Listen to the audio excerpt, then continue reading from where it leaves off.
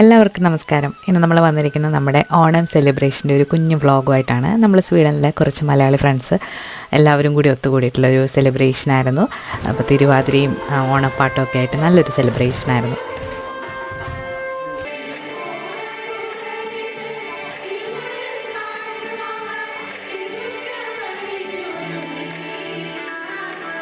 ഉത്രാടത്തിന് എന്നായിരുന്നു നമ്മൾ സെലിബ്രേറ്റ് ചെയ്തിട്ടുണ്ടായിരുന്നത്. അപ്പോൾ രാവിലെ തന്നെ നമ്മൾ ഇഡ്ഡലി, സാമ്പാർ, മുട്ട പുഴുങ്ങിയതൊക്കെ കഴിച്ച് ഒരുങ്ങി പോവാണ്. അപ്പോൾ തിരുവാതിര ഞാൻ എൻ്റെ ജീവിതത്തിൽ ഫസ്റ്റ് ടൈമാണ് കളിക്കുന്നത്. അതിൻ്റേതായ കുറച്ച് ടെൻഷനും ഉണ്ടായിരുന്നു. അപ്പോൾ രാവിലെ തന്നെ ഡ്രസ്സൊക്കെ ചെയ്ത് കുറച്ച് സമയം എടുത്തിട്ടാണ് കുട്ടികളെ ഒരുക്കണമായിരുന്നല്ലോ.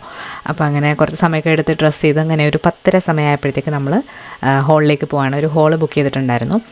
അപ്പോൾ ലാസ്റ്റ് ക്രിസ്മസും നമ്മൾ ഇതുപോലെ ആഘോഷിച്ചിട്ടുണ്ടായിരുന്നു. അതുപോലെ തന്നെ വിഷുവിന് എനിക്ക് പങ്കെടുക്കാൻ പറ്റില്ല, ഞാൻ നാട്ടിൽ പോയ സമയമായിരുന്നു. അങ്ങനെ ഓരോരുത്തരായിട്ട് ഹാളിലേക്ക് എത്തിക്കൊണ്ടിരിക്കുകയാണ്, ഓരോ ഫാമിലീസായിട്ട്. തലേദിവസം നമ്മളിവിടെ വന്നിട്ട് തിരുവാതിര പ്രാക്ടീസ് ചെയ്തിട്ടുണ്ടായിരുന്നു രാത്രിയിൽ. അപ്പോൾ ഒരു 3 തവണയാണ് നമ്മൾ എല്ലാവരും കൂടി പ്രാക്ടീസ് ചെയ്തത്.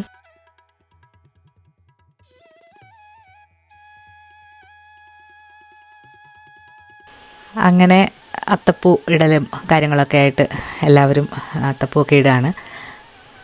കുഞ്ഞൊരത്തപ്പൂവാണ്. പിന്നെ നമ്മൾ തിരുവാതിര കളിക്കുന്ന അവിടെ വിളക്ക് വെച്ചിട്ട് പൂവും വെച്ച് 2 അമ്മമാരുണ്ടായിരുന്നു, അവരെ കൊണ്ട് വിളക്കൊക്കെ കത്തിച്ചിട്ട് ആദ്യം പ്രാർത്ഥിച്ചിട്ടാണ് നമ്മൾ പ്രോഗ്രാം സ്റ്റാർട്ട് ചെയ്തത്. ഇതാണ് നമ്മുടെ തിരുവാതിര. ഇതിൻ്റെ ഫുൾ വീഡിയോ നമ്മൾ സെപ്പറേറ്റ് ആയിട്ട് അപ്ലോഡ് ചെയ്യുന്നതാണ്.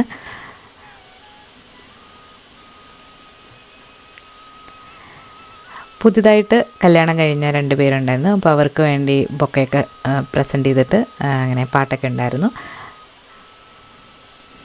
പിന്നെ കലാപരിപാടികളായിരുന്നു. നമ്മൾ ഭക്ഷണം കഴിക്കുന്നതിന് മുന്നായിട്ട് ഒരുപാട് നല്ല നല്ല കലാപരിപാടികളുണ്ടായിരുന്നു, പാട്ട്, ഡാൻസ് ഒക്കെ.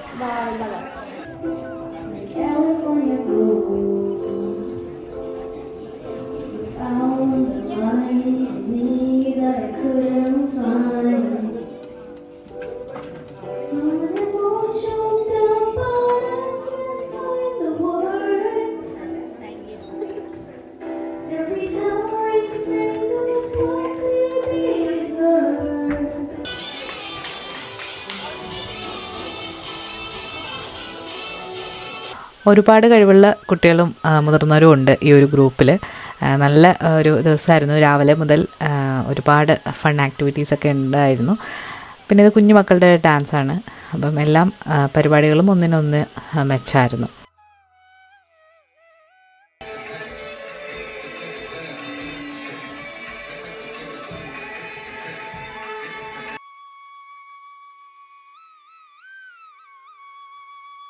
ഇത് വിവേക് ആൻഡ് ദിവ്യയാണ്, നമ്മുടെ ഫ്രണ്ട്സാണ്. അപ്പോൾ ഇവരുടെ നല്ലൊരു അടിപൊളി പെർഫോമൻസ് ഉണ്ടായിരുന്നു. ഒരു ബോളിവുഡ് ചെയിൻ സോങ് വെച്ചിട്ടുള്ള ഒരു ഡാൻസായിരുന്നു. അപ്പോൾ നല്ലൊരു പെർഫോമൻസ് ആയിരുന്നു. ഒരുപാട് പഴയ പാട്ടുകളും പുതിയ പാട്ടുകളൊക്കെ ഇൻക്ലൂഡ് ചെയ്തിട്ടുള്ള ഒരു ഡാൻസായിരുന്നു. മുഴുവൻ സോങ്ങും എനിക്കിവിടെ ഇൻക്ലൂഡ് ചെയ്യാൻ പറ്റില്ല, കോപ്പിറൈറ്റ് ഇഷ്യൂസ് ഉള്ളത് കാരണം. അപ്പോൾ നല്ലതായിട്ട് എല്ലാവരും എൻജോയ് ചെയ്തു.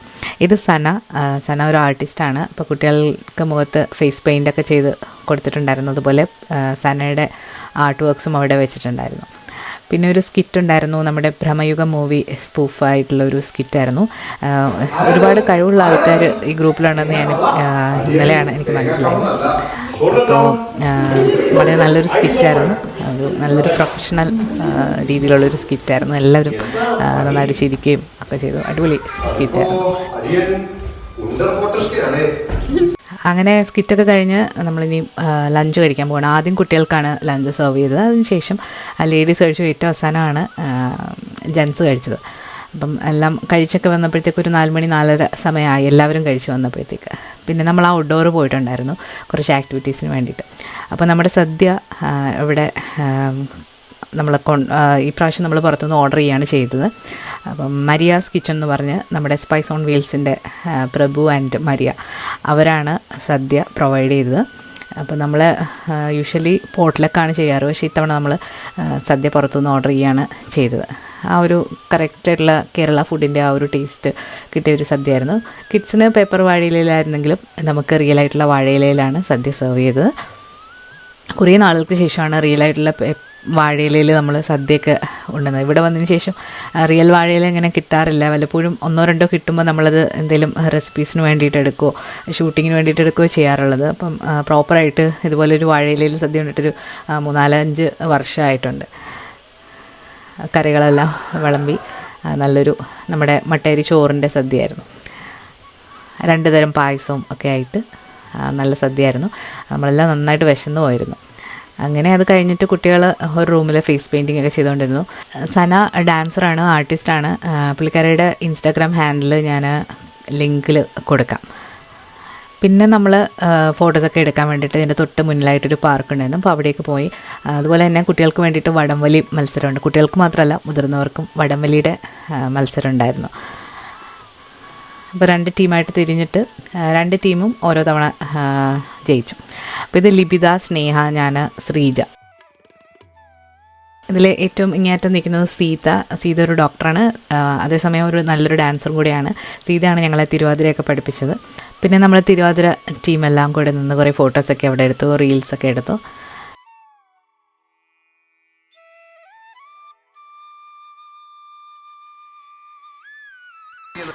അങ്ങനെ വീട്ടിലെത്തി. തിരുവോണത്തിന് നമ്മൾ സദ്യ ഒന്നും ഉണ്ടാക്കാനായിട്ടുള്ള സമയവും ഉണ്ടായിരുന്നില്ല, അതുപോലെ തന്നെ ടയേർഡും ആയിരുന്നു.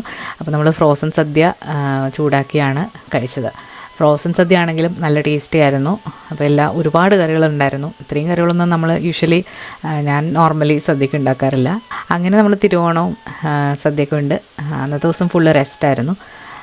അപ്പോൾ ഇങ്ങനെയായിരുന്നു നമ്മുടെ ഓണം പോയത്. നിങ്ങളുടെ ഓണമൊക്കെ ഇങ്ങനെ ഉണ്ടായിരുന്നു?